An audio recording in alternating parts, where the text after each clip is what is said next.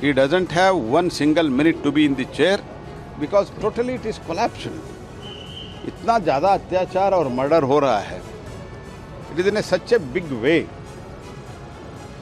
and शायद मुझे लगता है जोशी को आप सुन रहे थे, जिन्हें राजस्थान में प्रभारी बनाया गया है, चुनाव प्रभारी बनाया गया है। और राजस्थान में मुद्दे कौन कौन से होंगे जिस पर बीजेपी आने वाले वक्त में भी गहलोत सरकार पर हमलावर नजर आएगी, उन मुद्दों का वो जिक्र करते हुए नजर आए, जिसमें कानून व्यवस्था का मुद्दा था, महिला अत्याचार का मुद्दा था, लाल डायरी का मुद्दा यानी भ्रष्टाचार का मुद्दा था, उसका जिक्र किया है प्रहलाद जोशी ने, जो कि राजस्थान के चुनाव प्रभारी बनाए गए हैं। तो एक तरफ राजस्थान में बीजेपी की तैयारी और दूसरी तरफ Kumar Vikrant one nation one election यानी एक देश एक चुनाव को लेकर आगे बढ़ती हुई सरकार, क्योंकि इसे लेकर कमेटी का गठन भी कर दिया गया है।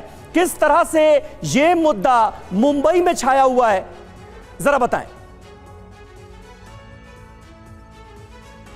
से खबर आई तो तमाम राहुल गांधी, नीतीश कुमार, तमाम नेताओं ने और जो बाकी नेता हैं टीम इंडिया के, उन्होंने कहा एक शिगुफा है सरकार का, इसको ज्यादा गंभीरता से लेने की जरूरत नहीं है। लेकिन जब आज सुबह रामनाथ कोविंद के नेतृत्व में कमेटी का गठन कर दिया गया, तब तमाम नेताओं को लगा कि नहीं, कुछ गंभीर मामला है। और इसके बाद जो भी बड़े नेता इस बैठक में शामिल हुए हैं, उन्होंने इस बारे में पूरी जानकारी इकट्ठा करने के लिए बोला, सबको बताया कि कैसे ये मामला आगे बढ़ेगा, अगर सरकार ऐसा करती है तो कानूनी पहलू क्या होंगे, क्या करना होगा। और रामगोपाल यादव ने सवाल उठाया कि जो एक पूर्व राष्ट्रपति को एक ऐसी कमेटी का चेयरमैन बनाना सियासी तौर पर ठीक नहीं है, ये शुरुआत यहां से की। तो निश्चित तौर पर तमाम नेता जानकारी इकट्ठा कर रहे हैं, यानी कि ये मसला बाकी मसलों से ऊपर उठ करके टीम इंडिया की बैठक का मुद्दा बन गया है और इस पर चर्चा होगी और किस तरीके से आगे बढ़ते हैं, कैसे इसका मुकाबला करते हैं। अनिला जी हमारे साथ मौजूद हैं और अनिला जी, टाइमिंग को लेकर भी कई सवाल उठ रहे हैं, मैं उस पर आपसे जानकारी लूंगा, लेकिन फिर प्रहलाद जोशी क्या करें सुनते हैं। का प्रजाप्रभुत्व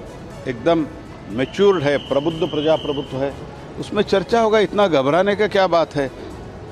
हम देश दुनिया के बहुत बड़ा प्रजाप्रभुत्व, we are the largest democracy of the world, और इसके साथ ही साथ हम बहुत पुराना डेमोक्रेसी है। India is called as the mother of democracy. ये मदर ऑफ डेमोक्रेसी में बहुत बार ऐसे, ये तो एवोल्यूशन है, ये डेमोक्रेसी। जहाँ मैं कर्नाटक से आता हूँ, कर्नाटक से 12th सेंचुरी में डेमोक्रेसी था। ऐसे भारत के कई प्रदेशों में democracy 12th century, 11th century, 8th century से डेमोक्रेसी है। ये डेमोक्रेसी भारत में एक एवोल्यूशन है। ये एवोल्यूशन में अभी नया नया जो विषय आता है देश के हित में, उसका तो चर्चा तो करना चाहिए। तो चर्चा करने के लिए कमेटी रचा दिया गया है। तो इसका अर्थ ये नहीं है कि कल से ही हो जाएगा, ऐसे तो हमने थोड़ी कहा है। धन्यवाद।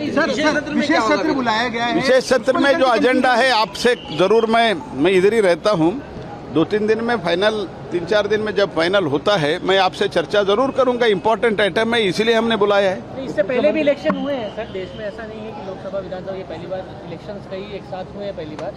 पहले ऐसे जहाँ तक मैं जानता हूँ, पहले 67 तक, शायद 67 तक लोकसभा और विधानसभा एक साथ ही चुनाव होता था। उससे देश में एक डेवलपमेंट के लिए एक अच्छा माहौल रहता था। क्योंकि आज देखिए, जब भी भारत में एक सरकार लोकसभा में मीन सेंट्रल में चुन के आते हैं, उसके बाद सारे 5 वर्ष कहीं ना कहीं चुनाव चलता रहता है। इसीलिए डिसीजन मेकिंग प्रोसेस में भी कई प्रॉब्लम होता है। इसलिए ये तो एक विचार है, एक विमर्शा तो होना चाहिए। सर, जल जीवन मिशन में आज राजस्थान में ईडी के कई जगह कार्रवाई चल रही है, जो घोटाले के बाद आप लोग है कि राजस्थान में इस योजना में भी 16 से ज्यादा प्रहलाद जोशी को आप सुन रहे थे और आइए सुनाते हैं कांग्रेस नेता अशोक चव्हाण का क्या कहना है। और इस बीच देखिए, संसदीय कार्य मंत्री का ही बयान हम आपको बता रहे हैं, जो अहम बयान उन्होंने दिया है। विपक्ष को घबराने की जरूरत नहीं है, प्रहलाद जोशी ने ये कहा है। और साफ तौर पे वो विपक्ष को भी इस बारे में कॉन्फिडेंट रखना चाहते हैं और चर्चा के लिए कमेटी बनाई गई है, जिसमें सबका नजरिया, सबके विचार लिए जाएंगे। एक देश एक चुनाव पर चर्चा के लिए ये सत्र है। यही वो बता रहे हैं कि ये सत्र ही दरअसल इस पर चर्चा के लिए, इसी पर जो आइडियाज हैं उनके एक्सचेंज के लिए, उसमें जो भी शंकाएं हैं उन पर बहस और बातचीत के लिए। हमारे साथ अनिला सिंह मौजूद हैं और साथ ही हमारे स्टूडियो में भी हमारे मेहमान मौजूद हैं। अनिला सिंह जी, एक क्विक कमेंट इस पर। प्रहलाद जोशी कह रहे हैं कि सत्र बुलाया गया है इसी पर चर्चा के लिए, यानी सरकार भी चाह रही है कि विपक्ष को कॉन्फिडेंस में लिया जाए, जिसका हमेशा आरोप लगता रहा है सरकार के ऊपर कि भाई सरप्राइज किया जाता है, कभी कॉन्फिडेंस में नहीं लिया जाता। इस बार पहले ही कह रहे हैं प्रहलाद जोशी की मंशा यही है कि इस पर बातचीत हो। सब नहीं चर्चा की जाती है, हमेशा चर्चा की जाती है, इन लोगों की सहभागिता नहीं रहती। ये लोग पार्लियामेंट में कोई भी चर्चा नहीं करना चाहते हैं, जिद करते हैं कि चर्चा करो इस विषय पे, धरना प्रदर्शन प्रोटेस्ट सब करेंगे, और जब चर्चा होती है तो वॉकआउट हो जाते हैं। ऑल पार्टी मीटिंग में ये लोग पार्टिसिपेट नहीं करते हैं। मुझे एक बार भी एक सब्जेक्ट ऐसा बता दीजिए जिसमें चर्चा नहीं की गई, जिसमें इनकी सहभागिता डिजायर्ड नहीं की गई। ये लोग खुद नहीं करते हैं। और अभी जो इतने सुंदर विजुअल्स आपके चैनल पे भी चल रहे थे कि ये डॉटेड इंडिया अलायंस के सारे लोग एक साथ खड़े हुए, कितना प्यार प्रेम है आपस में, तो क्यों घबराए हुए हैं भाई? इकट्ठा आ तो गए। लेकिन अनिला जी, अब तो क्लियर कर दिया संसदीय कार्य मंत्री ने कि इस मुद्दे पर चर्चा के लिए ही, एक देश एक चुनाव पर चर्चा के लिए ही ये सत्र बुलाया जा रहा है।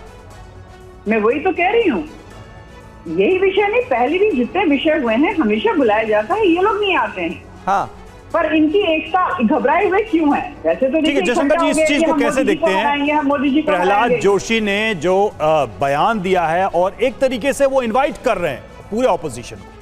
नहीं, इसका मतलब जो समिति बनी है इसकी रिपोर्ट 16-17 सितंबर तक आ जानी चाहिए, क्योंकि 18 सितंबर से अगर संसद का विशेष सत्र हो रहा है तो उसमें इस पे चर्चा तो तभी होगी जब समिति की कोई रिपोर्ट हाथ में होगी, क्योंकि ऐसे तो नहीं चर्चा कर सकते हैं। दूसरा यह है कि बार बार, जैसे अभी प्रधानमंत्री जी का भी मैं सुन रहा था कि वो एक देश एक चुनाव होना चाहिए, लेकिन कौन करेगा भाई? 2018 के बाद से लगातार ऐसे मौके आए जब विधानसभाओं के चुनाव होते रहे।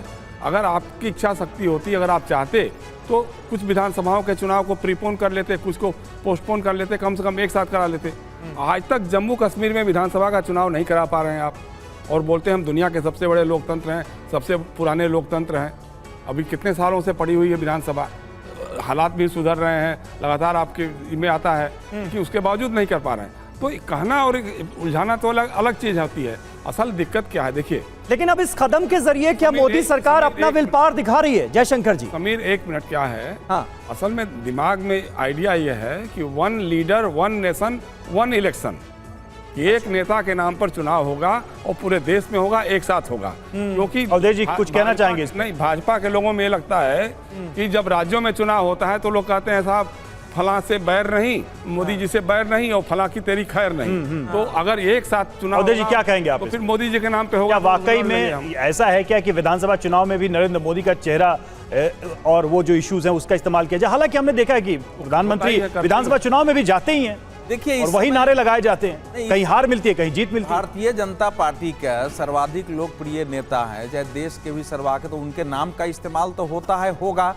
लेकिन उनके नाम का इस्तेमाल हो या भाजपा को लाभ हो जाए, उसके लिए अलग अलग चुनाव कराया जाए, उसके लिए ये इस विषय पर चर्चा नहीं हो, क्योंकि कोई व्यक्ति अस्थायी नहीं होता है। आज नरेंद्र मोदी है, कल कोई और रह सकता है, पहले इंदिरा गांधी भी एक समय इस देश में थी। इसलिए ठीक है, हमारी आलोचना के लिए यह विषय हो सकता है, लेकिन यह विषय इस चर्चा में बाधा बन जाए कि इसी माइंडसेट से किया जा रहा है, इसको स्वीकार करने में थोड़ी मुझे समस्या है। इस समय भारतीय जनता पार्टी के लोग उत्साहित हो सकते हैं कि शायद हो जाए, नरेंद्र मोदी का नाम है, हमको लाभ मिल जाए, लेकिन ऐसा होता नहीं है। उड़ीसा का चुनाव हम देखे हैं, लोकसभा का एक साथ होता है, आंध्र प्रदेश का चुनाव एक साथ होता है, लेकिन बीजेपी को कहां लाभ उसका मिल पाता है। तो यह आवश्यक नहीं है कि जिसका जो नरेंद्र मोदी के नाम पर हर जगह चुनाव उनको लाभ मिल ही जाए। अगर आप अच्छा काम करेंगे, आपका समर्थन रहेगा। लेकिन नहीं, इसमें दो बातें आई है जो उन्होंने कहा है।